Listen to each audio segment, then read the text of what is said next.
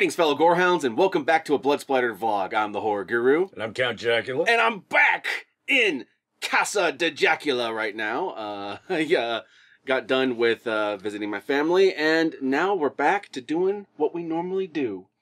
Vlogging horror movies. In particular, horror movies that recently hit Shudder, much like this week's movie, Tigers Are Not Afraid? Is that what it's called? Tigers Are Not Afraid. Tigers Are Not Afraid. Which is a Mexican film by a female Mexican director that landed on my radar because she recently got hired by Del Toro to make a werewolf movie with him.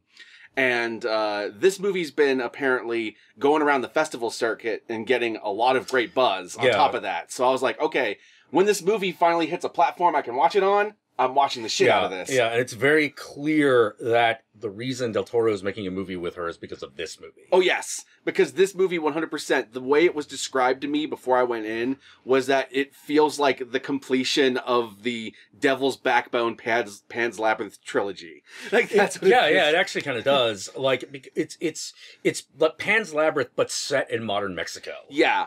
Because basically, like, imagine a story that's kind of like Pan's Labyrinth or Devil's Backbone, this kind of fairy tale / ghost story thing, but instead of set during like the Spanish Civil War, it's set during like in the midst of a drug war in the middle of Mexico, like I think Mexico City. It was like some big city. Yeah, it's like either Mexico City or Tijuana. It was one of their big cities because there's definitely an urban environment in this. Oh god, yeah, and there's a lot of urban decay too. Mm-hmm. You know, and it's definitely like it's one of those places where they have shooting drills. Yes. In schools for real. For drug wars. Yeah. Like for actual like gang wars happening outside. Basically imagine a story like that, but that's also a fairy tale / ghost story. Yep. On top of all of that. It's a really beautiful movie. It's a really fucked up movie in just how dark it is. Yeah. There's a lot of things that happen in this movie that I did not expect to happen. I did not expect the movie to go there, but I should have, given that people told me it was like Devil's Backbone and Pan's Labyrinth, because those movies don't pull punches. Yeah. Like those two movies, this movie also has a body count. Mm-hmm. And also, like those two movies, children are not immune to the body count. No. Oh, God, no. This is, if you are a person who recently became a parent and can't handle watching kids die in movies, you might want to wait a year. You might want to wait to watch this one. Give yourself some time till you're ready to handle that, because this movie's going to hit you right off the bat with some kid death. Ooh, yeah. It's brutal. You also picked up on the fact that it was essentially Peter Pan. Yeah, there's a lot of Peter Pan in this, because the core story is you essentially have like these 5 orphans that are on the run from a cartel gang, essentially. Yeah. Or at least one gang that works for a larger cartel. They specifically are the human trafficking section of that cartel. Yeah. And they're on the run from that cartel for various reasons that happen in the plot, and we'll go over that when we get to the spoilers. Yeah. One of the things that's very clear is you're not sure what they do with everybody that they capture, but they very obviously kill a majority of them. Yes. They're all orphans because their families were either taken by this cartel or killed by this cartel before their eyes. Yeah, it's like, all right, we need some hookers to sell to a slaver. All right, just fucking raid the block. And right away, you kind of have this interesting dynamic where our main character is this girl who enters this group of boys after her mom is taken. And she very much feels like Wendy entering the Lost Boys. Yeah, very much so, yeah. And throughout the movie, they never reference Peter Pan, but because they keep referencing fairy tales and stuff like that, like you get a Peter Pan vibe from it, especially when they're on the run from the cartel members, and they're basically might as well be land pirates. Yeah, exactly. Exactly. The one guy might as well, for a while, might as well be Captain Hook. Exactly. Exactly. I also liked the fact that in the beginning, there is that very obvious, like, ooh, girls are icky kind of thing, because you're dealing with like 8-year-olds. Yeah, these are really little kids. These aren't teenagers. No. These are like 8-year-olds. No, these are preteens, 100%. Yeah. And they established that right off the bat. Yeah. And one of the things that happens when the girl becomes homeless and she comes upon them, they're like, no girls allowed. And they start making like a little like fort, Yep. you know, to like keep the girl cooties away. But even outside of the Peter Pan thing, what makes this thing more of a fairy tale / ghost story is that one of the things that's haunting the little girl throughout the story is essentially the ghost of her lost mom, who's telling her to do things throughout the story. Yeah. And weird, spooky shit happens throughout. Yeah. And much like Pan's Labyrinth, you're spending most of the movie trying to gauge what's real and what is she just imagining. And the movie makes it pretty definitive by the end of it. At least to me, it felt like it made it definitive. Yeah. But throughout most of the runtime, you're going to be sitting there going like, is this actually literally happening, or is this just her hallucinating? Yeah, there's a lot of, this is what I tend to think of when I think of actual magical realism. Yes, 100%, yeah. You know, because is magic happening? Clearly. But it is happening in a way that can be easily brushed off. Mm-hmm. You know, so it's not like, oh my God, that guy cast a lightning bolt. It's sort of like someone wishes for something and then it happens, but then you get the monkey's paw. Yes. That's actually one of the major aspects of the plot, which is during the shooting at her school, Which opens the movie. Yeah. A classmate of hers gives her 3 pieces of chalk that she tells her are 3 wishes. I think it was actually her teacher. Oh, was it her teacher? Yeah, I think it was actually her teacher who was trying to calm her down. Like, it was... Right, yeah, because, like, you know, like, hot lead just got sprayed across the classroom. Because that's how she had the chalk, because she was the teacher up front. You're right. So she hands her the 3 pieces of chalk, and it's just like, these are 3 wishes, and whatever you wish will come true, or whatever. But it turns out there's like a monkey paw aspect to that, where she does make wishes, and it does ostensibly come true, but with these catches. Yeah. But they're things that might as well have happened regardless of whether she wished for it. So you're wondering whether they actually came true. Yeah, or not. exactly. It's like they're making it's that this kind of like modern occultist kind of thing of like, it's not going to make something happen that can't happen. It will try to make it happen in the best way closest to what it is you're asking. But that might mean something you don't want. Yeah. Like, she's like, I wish my mom was here. Her mom's already dead, so her ghost appears. Yeah, and that's not a spoiler because, like I said, that's basically the premise is her being haunted by the ghost of her mom. 10 minutes of the movie, yeah. Her being haunted by the ghost of her mom is one of the things that's in the trailer. Yeah. Like, one of the things I really liked is that there is a literal trail of blood that follows her. Oh, God, yeah. There's this great visual... Like, and at first you're like, is it like a visual metaphor or is it literal? And you're trying to gauge throughout the entire movie of this trail of blood that follows her almost like a snake. Yeah. In fact, at one point, I think it actually does have a snake head. At one point it actually becomes a snake, yeah. You know, and it's a great visual metaphor regardless of whether it's literal in the movie or not, because she is leaving this trail of blood behind her throughout the movie, you know? Yeah. And it seems to be, it's at least literal to her, because at one point she uses one of the pieces of chalk to like fence off an area so it can't get close to her. Absolutely. So I 100% highly recommend this movie. I think it is a fantastic dark fairy tale horror movie. Oh yeah. Like I said, in the vein of Devil's Backbone and Pan's Labyrinth. If you like those 2 movies, this is on par with them. Yes. It is different than both of them, but while also being so much in line with them. Yeah, it's very much its own movie, you know.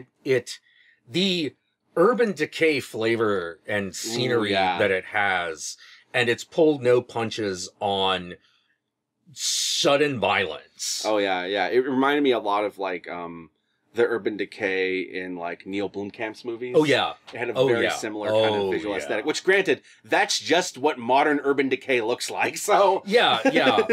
One of the other details that I like is that sometimes when the kids are telling stories to each other, the graffiti moves. Oh yeah. You know, like especially really when they have like the fire going, so you're wondering whether or not the fire's causing them to actually move or if it's actually moving. Yeah, exactly. And like the movie does that throughout the entire thing, where you're wondering, is that actually happening or is that just a trick? Like it's and there's a lot. Oh my God, there's so much great stuff. Like the through the entire thing, the lead boy is constantly Shine is constantly making graffiti about what has happened. Mm-hmm. And so there's like this really cool little like almost like kids pictorial version of these events. Oh, and yeah. some of them are really fun, and some of them are heartbreaking. Sometimes just seeing the image as drawn by the kid, like his interpretation of the event, is even sadder than when it happened on screen, you know? Yeah. Like, it's like the extra, like nail into your heart, or like, oh. Yeah, it somehow gets it across. I also like the aspect, this movie definitely captures what being a rambunctious little kid is like. Oh yeah. Right down to the point where they just start exaggerating and making up shit about what actually happened. Yeah. You know, it's like, no, it couldn't just be that, like, we went in and we hit that guy. It has to have this entire elaborate story involving pizza and cannibals and Satanism. Yeah, exactly. Exactly, yeah. The thing I thought was kind of funny is the kids just assume that this cartel is satanic. Yes. Because two things, actually. It's one of those, you understand how they came to this conclusion. One is that, okay, they traffic people and then they disappear, so they must do something. Yeah. So they're obviously like satanic sacrifices, right? Right, like, exactly. What else could they be? Yeah, and one of them gets a hold of one of the gang member's cell phone, and the passcode to open it is 6666. Also, he gets a hold of that gang member's gun, and this happens in the first like 5 minutes of the movie, and the gun has 666 on it, which I think is how he figured out the passcode. Oh shit, I didn't notice that. Yeah, okay. That's why when I turned to you, I was like, he even has Jack's gun. I thought it was just because it was like a pearl handle with a snake on it. It's a pearl handle with a snake and then 666 on the handle. Oh, shit. Yeah. Oh, that reminds me. I got to put this in a role-playing game, the 666 shooter. Yes. And so, like, because of that, they, like, surmise that clearly the cartel members are secretly satanic gang worshippers, and, like, they're kidnapping people for worshipping and cannibalism. Yep. Obviously. Clearly. But they also come up with, like, ridiculous stories about events they were actually involved in. So it just tells you it's just their imaginations running wild. Yeah. And that's when he leapt out like a tiger. And you're like, a kid, like, leapt a foot. You know, like that kind of stuff. I highly recommend it. It's currently available on Shudder. And I'll include a link to the Amazon affiliate link. An Amazon affiliate link to the Shudder version of the movie, because Amazon and Shudder are linked like that. We are not sponsored by Shudder, but the Amazon affiliate link, if you do buy or rent something through that link, I will get a kickback from that. And what else? I guess we just move on to the spoilers now.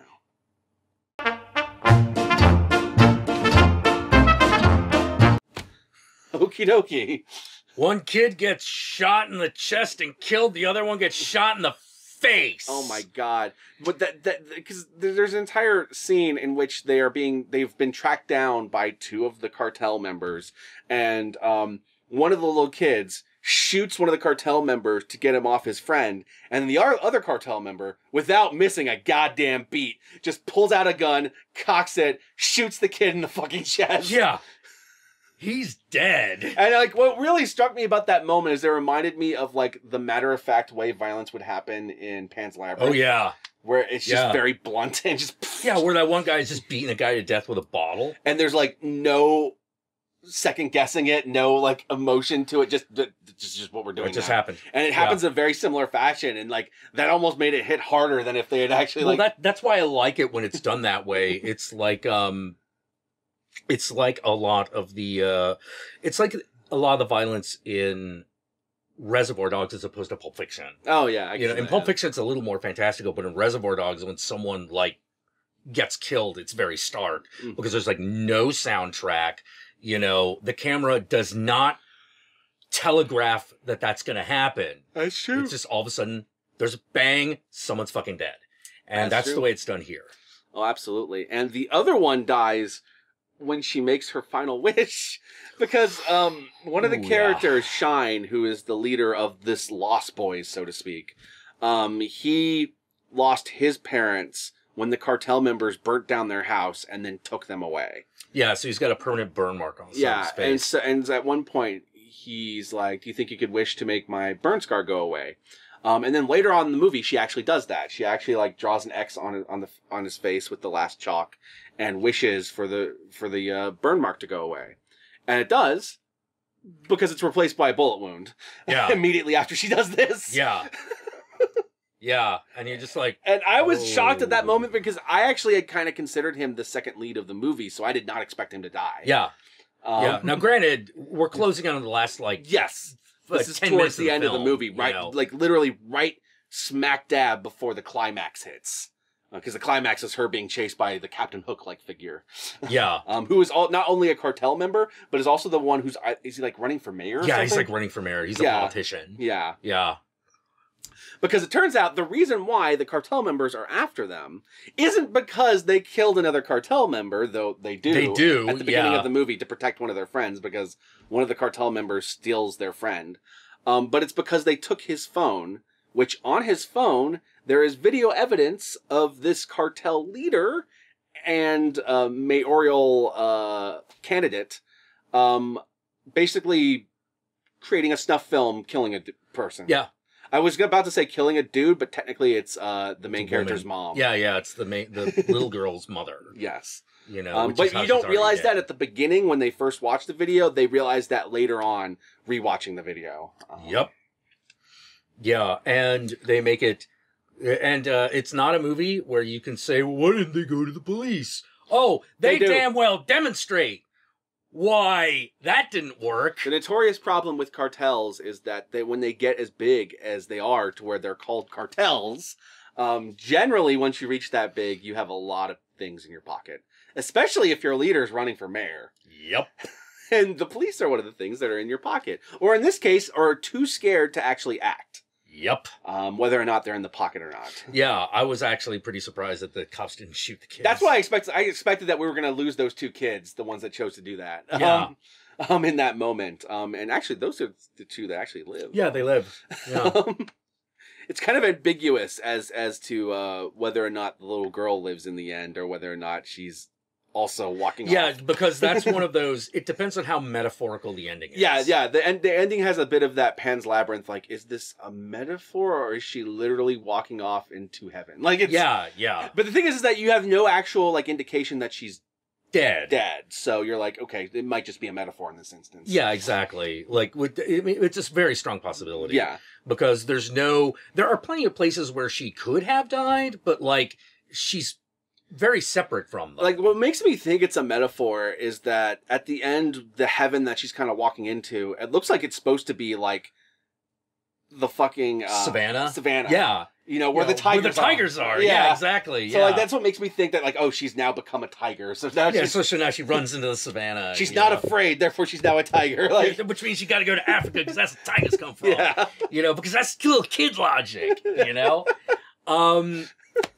Which I actually really liked. Oh, I was like, oh my god, no, it's right. She got to go to Africa now because she's a tiger. Like, if you start watching this movie and you start thinking when they're like having like the voiceovers and she's talking about fairy tales, princes, and tigers and all that stuff, and you're sitting there going like, oh god, it's gonna be one of these pretentious art films. Stick with it, because all that shit becomes important and actually does all come together. Oh, it's super good. It's not like a pretentious art film in the slightest. Oh yeah, well, art is not a dirty word for this movie. No. You know, it's amazing. It is a piece of art, but it is not like a... Yeah, well, it's not trying to be clever. No. It's doing legitimately clever things in order to get you to understand everything that's happening in the movie and what the sensation of being a kid in this circumstance must feel like. And just damn good storytelling in general. Like, like even on a script level, the simple exchange at the beginning between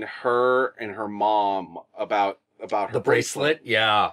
You know, like, it's a simple little exchange and you're like, okay, well, maybe she's going to find the bracelet at the end of the movie and that's going to be like the ultimate culmination, or maybe she's going to find her mom and she's going to get her bracelet or whatever. But that actually ends up becoming more important than even that, because the bracelet is like how she ends up identifying her mom in the video. Like that small little exchange ends up having all these little like trees that sprout from it. Yeah. Later on in the movie. You know? Yeah, and that little seed. Yeah, and there's a lot of. I also like the fact that in the end, like, despite the fact that death is all around her, this also means that death is on her side. Yes. That's one thing. This is a movie much like The Devil's Backbone. The dead are not your enemy in this. Yeah. The dead are on your side unless you're a killer. Yeah. Yep.